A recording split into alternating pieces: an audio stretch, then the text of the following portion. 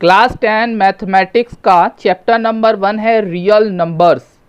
तो इस वीडियो में हम लोग समझेंगे कि रियल नंबर्स क्या होता है और इसका पहला टॉपिक समझ के एक्सरसाइज 1.1 का क्वेश्चन करेंगे। तो वीडियो को लास्ट तक देखिए और समझिए कि रियल नंबर्स क्या होता है, यूक्लिड डिवीज़न लेमा क्या होता है। ठीक है ना। तो सबसे पहले रियल नंबर्स क्या होता है। Real numbers are simply the combination of rational and irrational numbers.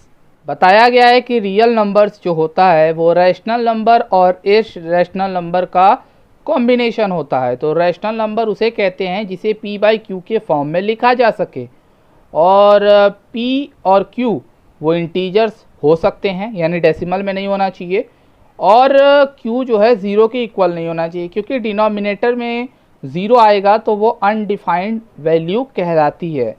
तो यहाँ पर एग्जांपल मैंने लिखा है -1/2, 3/7, -9/11। तो इस तरह के नंबर्स को हम रैशनल नंबर्स कहते हैं। ठीक है, तो इसका कलेक्शन ले लो। उसके अलावा इर्रेशनल नंबर्स जिसको p बाई क्यू के फॉर्म में नहीं लिखा जा सकता है, जैसे कि पाई है, √2, √3, √5, √6, इस तरह से जो नंबर्स होते हैं उन्हें हम p बाई क्यू के फॉर्म में नहीं लिख सकते, इसे इर्रेशनल नंबर्स कहते हैं। तो इन दोनों नंबर्स को मिला दिया जाए तो ये सारे नंबर्स रियल नंबर्स कहलाते हैं। क्लियर है? आई होप क्लियर हो गया होगा कि रियल नंबर्स किसे कहते हैं। आप ऐसे भी कह सकते हो कि इमेजिनरी नंबर्स को अगर हम हटा दें तो बाकी सारे नंबर्स रियल नंबर होते हैं। नेक्स्ट टॉपिक है यूक्लिड्स डिवीज़न लेमा। लेमा का मतलब होता है प्रूवन स्टेटमेंट।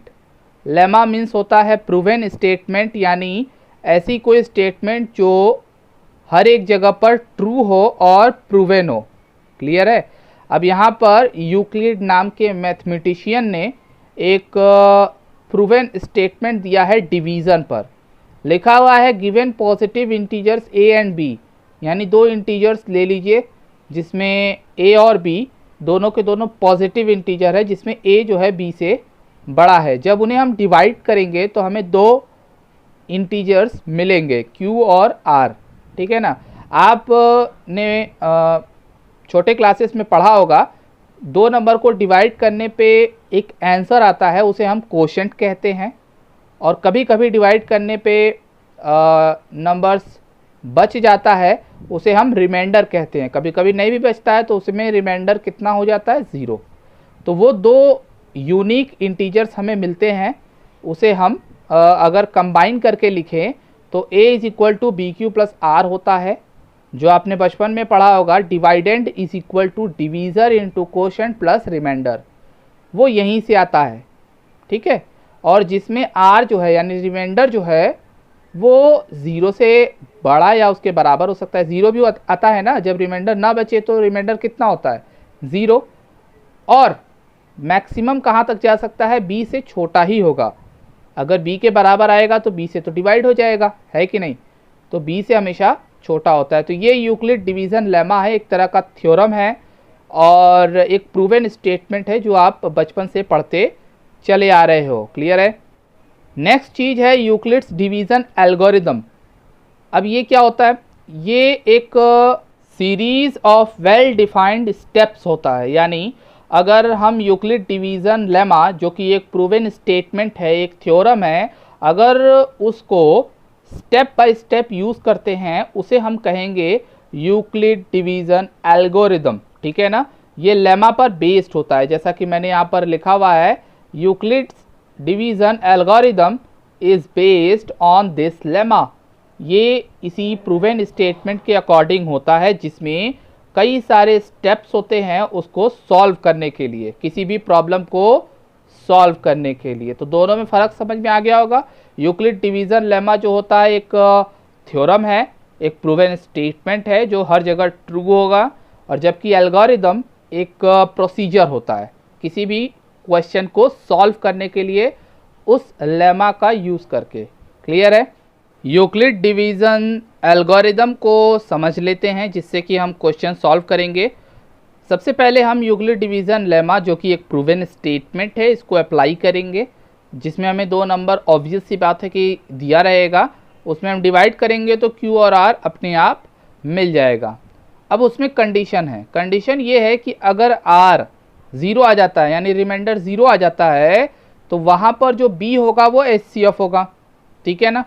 लेकिन अगर r 0 नहीं आता है तो हमें ये लेमा b और r यानी डिवीज़र और रिमाइंडर पर लगाना होगा, और तब तक लगाना होगा, ये कंटिन्यू तब तक करना होगा जब तक कि रिमाइंडर 0 ना आ जाए, ठीक है ना। और 0 आ जाएगा तो HCF कौन होगा, b, जिस स्टेप में आएगा।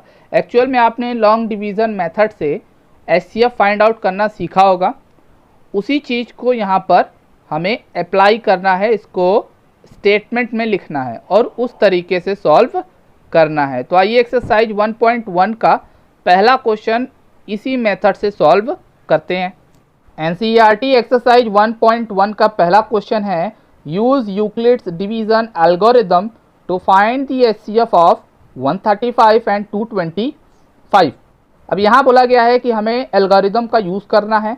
तो मैं आपको एक ट्रिक बताता हूँ जिससे कि इसको करना बहुत इजी हो जाएगा। आपको क्या करना है कि रफ में इन दोनों का लॉन्ग डिवीज़न मेथड से HCF फाइंड आउट कर लेंगे, ठीक है ना।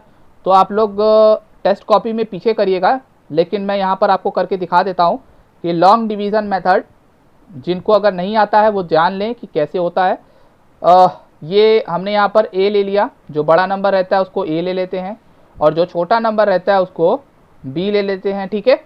अब 135 में से डिवाइड करेंगे तो 2 टाइम्स में ज़्यादा हो जाएगा, 1 टाइम्स लेके जाएंगे तो 135 और यहाँ पर आ जाएगा रिमाइंडर, यहाँ पर आ गया 90। अब आप जानते हो कि 135 से 90 नहीं डिवाइड होगा, तो इसको यहाँ पर नोट कर लेंगे।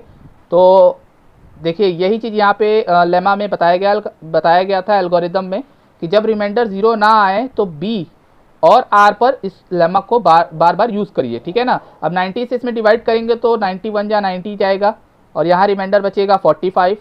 अभी भी डिवाइड नहीं होगा तो 90 को इधर ले आएंगे, ठीक है ना।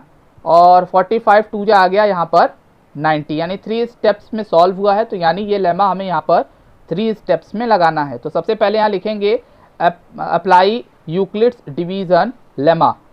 सबसे पहला स्टेप ही यही था, हमें यूक्लिड डिवीज़न लेमा को यूज़ करना है जिसमें A is equal to BQ plus R होता है, ठीक है।